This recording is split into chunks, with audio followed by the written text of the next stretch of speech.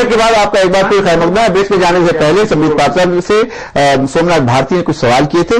Break में जब हम गए तो प्रणव झा जो कांग्रेस पार्टी के हैं, उन्होंने ये कहा कि हमेशा कांग्रेस पे ये इल्जाम लगता है कि कांग्रेस ने एसआईटी का गठन नहीं किया, और आपने भी उसके ऊपर कहा हमारे ऊपर इल्जाम लगाते हैं। जनता भी ये जानना चाहती है प्रणव जी, हम लोग भी जानना चाहते हैं, सारे लोग ये जानना चाहते हैं कि जब आपके पास लिस्ट थी, जब आपके पास सारी जानकारी थी, और जिसका क्रेडिट आज भारतीय जनता पार्टी की सरकार ले रही है कि आने के बाद उसने एसआईटी का गठन किया, वो क्रेडिट आपको भी मिल सकता था अगर आप गठन करते। आपने गठन क्यों नहीं किया? हम यूपीए की दूसरी सरकार थी, यूपीए 2 सरकार थी, और जब ये मामला तूल पकड़ा पीआईएल के बाद, रामजेठ मल्लानी जी के बाद 2011 में सुप्रीम कोर्ट का आदेश आया एसआईटी गठन को लेकर के। सरकार ने कहा कि एसआईटी गठन करने के बजाय जो हमारे पास संसाधन है इन्वेस्टिगेशन का, हम उसका उपयोग करके और उसका नाम एक स्पेशल इन्वेस्टिगेशन टीम देते हैं, उसको एक हाई लेवल कमिटी कहा, उसको एचएलसी कहा, जिसमें आप ये देखें कि जो एसआईटी का कॉन्स्टिट्यूएंट है, ईडी है, ईडी है, इनकम टैक्स है, सीबीआई है, ये सारे कॉन्स्टिट्यूएंट, ये वही कॉन्स्टिट्यूएंट है। उसी कॉन्स्टिट्यूएंट ने ये कहा कि हम इन्वेस्टिगेशन करते हैं, और इन्वेस्टिगेशन किया, और आप ये देखिए जो नाम निकल के आए हैं 327 लोगों के नाम, जो इन्वेस्टिगेशन के बाद के नाम, जो 81 लोगों के नाम उनको दिए, जेठमलानी जी को दिए, वो इन्वेस्टिगेशन के बाद आइए, इन्हीं लोगों का इन्वेस्टिगेशन किया हुआ है।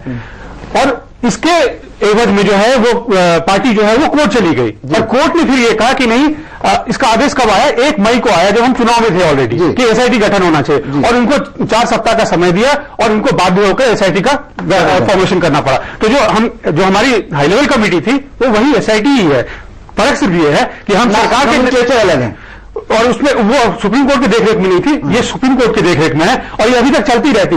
सरकार ने जब सिलेक्टिवली विंडेटिव रूप से जब लोगों के नाम निकालने लगे, 3 लोगों के नाम इन्वेस्टिगेशन करके लगाए, और ये कहा कि कांग्रेस इम्बायस होगी, तब जो है कोर्ट को हस्तक्षेप करना पड़ा, और लोगों के सामने अब जो है सच्चाई सामने। आपने बात की अजय जी, आपने बात सुनी प्रणव झा की, लेकिन आप ये बताइए क्या आपको लगता है कि जो आर्ग्यूमेंट इन्होंने दिया है कि हाई लेवल कमेटी इन्होंने बनाई थी, संबित पात्रा जी कह रहे हैं कि नहीं हमने तो एक काम शुरुआत की थी, आपको क्या लगता है संबित पात्रा जो कह रहे हैं उसमें ज्यादा सच्चाई है या प्रणव झा जो कह रहे हैं उस पर सच्चाई है? तो मैं यहाँ पे 2 ही बात कहना चाहूंगा। जो पहली एक मूल बात मैंने पहले सेगमेंट में कही कि भाई कानून इस बात पे बने कि ब्लैक मनी जनरेट ना हो, इसके लिए कुछ फंडामेंटल चेंज टैक्स लॉज में, लैंड रिफॉर्म्स में, कंप्यूटराइजेशन ऑफ लैंड रिकॉर्ड, जो चाहे डीएलएफ का मामला है, जो भी उठा वो क्यों हुआ, इन बातों पे लेकर के सरकार के पास प्रचंड बहुमत है, पूरे 5 साल हैं, इस तरह के कुछ फंडामेंटल्स काम करें।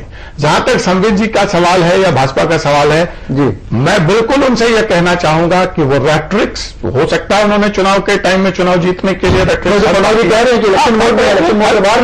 लेकिन उससे बिना प्रभावित हुए अभी तक जो सरकार अच्छा है, जो आज वो सम्मेलन में नहीं, मैं संबित डॉक्टर संबित की उस बात से सहमत हूं, बिल्कुल नहीं सहमत हूं। आप उस कोड ऑफ कॉन्फिडेंशियलिटी में कॉन्फ्लिक्ट है आपके यहाँ, नहीं जो इंटरनेशनल आप अपनी बात रखेंगे, आप लोगों हमने लोगों को बनाए तो जाएंगे, आप तरहीन बात कर रहे हैं, क्या तरहीन बात कर रहे हैं? तरहीन बात हो, हमारे सरकार का अधिकार है, आपके कोर्ट का इंटरनेशनल कोर्ट से कुछ लेना देना नहीं है, सरकार की बात है, सम्मेलन में जाने की बात है, संवेदन में जाने की बात नहीं है। मेरा अधिकार के सम्मेलन में जाने में क्या प्रॉब्लम था? नहीं, जब आप अपने कोर्ट को कन्विंस नहीं कर पाए हैं तो वहां जाके क्या कहेंगे? तो आप वहां जाके क्या कहेंगे? क्योंकि सवाल उन्होंने आपसे कहा है कि आप अपने कोर्ट को कन्विंस करके आइए, और आप अपने भी कोर्ट को कन्विंस नहीं कर पाए हैं, तो या तो आप उस इंटरनेशनल ट्रीटी को मानेंगे या आप उस इंटरनेशनल ट्रीटी को नहीं। अपनी बात रख के आएंगे, हमारे यहाँ कोर्ट ये बात हमें कोर्ट से 51 देशों के सिग्नेटरीज को क्या लेना देना है, क्योंकि ये हमारे आप क्या है, हमारे पावन है, आप डिक्टेटर। अरे ये कौन सी बात, हम तीसरी बड़ी इकॉनमी है, प्रणव जी एक मिनट, सोमनाथ भारती जी जो पेशे से वकील हैं, वो इसमें कोई एक जो टेक्निकल लैकुना है, ये लॉ पॉइंट है, उसके ऊपर कुछ कहना चाह रहे हैं? देखिए, जब भी कोई इंटरनेशनल लॉ जो कि कंफ्लिक्ट में हो नेशनल लॉ के, in that case national law will prevail in the country. Similarly, when there is a conflict between national law and municipal law, national law will prevail. बिल्कुल। Similarly, एक second में बता दूं, तो जब भी कोई नेशनल इंटरेस्ट में ऐसी कोई इंटरनेशनल लॉ आड़े आ रही है, उस इंटरनेशनल लॉ पे हम तवज्जो नहीं देंगे, क्योंकि नेशनल लॉ कॉन्फ्लिक्ट में है। बिल्कुल बिल्कुल। देखिए, आज बेसिकली जो अमेरिका को जो अपने नेशनल इंटरेस्ट में करना था कर दिया, बिल्कुल। तो हिंदुस्तान में नहीं जाएंगे नेशनल इंटरेस्ट पे वो सुप्रीम है। क्या बात और कह रहा हूं। देखिए आपको जिस आप उस इंटरनेशनल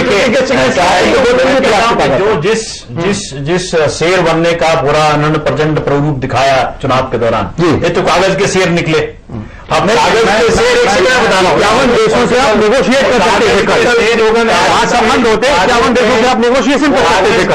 कल भी मैंने देखा है छठ घाट का आप पक्के घाट बनवा रहे हो, संगमरमर का घाट देना चाह रहे हैं, बता दो ना आपको। वो तो इनका नाली बनाने से सीमेंट कहीं ना कहीं बात पॉलिटिक्स क्या है। मैं उन बातें पूर्वांचल के मुद्दे पर अगर आप मुझे कहना चाहें, तो मैंने देखा विजय गोयल जी ने पूर्वांचलियों को राज्य से निकाल के बाहर फेंकने का जो कहा, टॉपिक पे रहे। पूर्वांचली से देखिए कैसे आप भी क्या किए हैं पूर्वांचल अजय जी, हम लोग पूर्वांचल के बारे में डिस्कशन भाजपा की तरफ मत मोड़िए। अगर आपका सॉफ्ट कॉर्नर है आपके दिल में भाजपा के लिए, नहीं पत्रकार है का सवाल नहीं है, लेकिन मैं कह ही रहा हूं, मेरे दिल में सॉफ्ट कॉर्नर मैं कह ही रहा हूं कि जो पैट्रियटिज्म की बात करता है, जो नेशनल आप मुझे ऐसे बात नहीं हो पाई अजय जी, ऐसे बात नहीं हो पाई। एक आदमी बता दो, जोड़ लीजिए ना, एक सेकंड सर, जो नेशनल इंटरेस्ट में क्या है, क्या हमें उन अपराधियों का कि जो कि देश के गाढ़ी कमाई यहां से लूट के फॉरेन नेशन में रखे हुए हैं, जहां आपको मौका मिल रहा है, इक्यावन ऐसे टेक्निकलिटीज में फंसा करके कर सकते हैं, देश को हम धोखे में रखेंगे। यही काम भाजपा कर रहे, जो काम कांग्रेस ने किया। तो मेरे सवाल नहीं किया, 95 गल उठता है।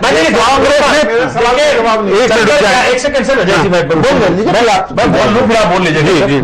मैं कह रहा हूं कि देखिए, अब भाजपा किस मोड में दिखती है। भाई कांग्रेस ने 10 साल में ये किया, 10 साल में, अरे भाई अपने निकम्मापन को कहिए ना कि आपसे नहीं हो पाएगा, आपके पास समाधान नहीं है देश की समस्याओं का। आप अपनी सारी जितने निकम्मापन है, जो काम आप नहीं कर पा रहे हो, कांग्रेस के मत्थे जड़ के निकलना चाहते हो। लेकिन आप भी कौन सा रास्ता है? आप भी तो ये कह रहे हैं कांग्रेस ने कुछ नहीं किया।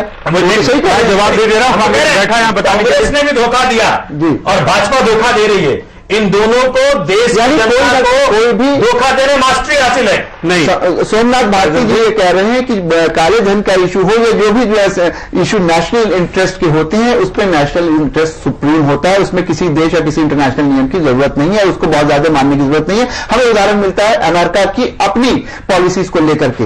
लेकिन बहुत साफ कहा सोमनाथ भारती ने कि इसमें कांग्रेस और बीजेपी दोनों एक तरह से, प्रणव झा इसको नहीं मानने को तैयार है। लेकिन प्रणव जी ये बताइए कि आप ये कह रहे हैं कि ये क्यों नहीं करते, ये सरकार में ये सारा कुछ करना चाहिए, अरे यही चीज तो आपसे भी पूछा जा सकता है।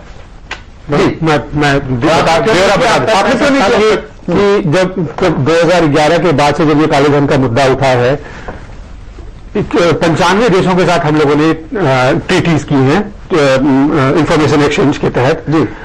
2012 में व्हाइट पेपर लाया, 2012 में ही मनी लॉन्ड्रिंग एक्ट में अमेंडमेंट करके कि जिससे काले धन का जो है इन्वेस्टिगेशन और उसका जो दायरा जो है बढ़ाया जा सके, वो किया।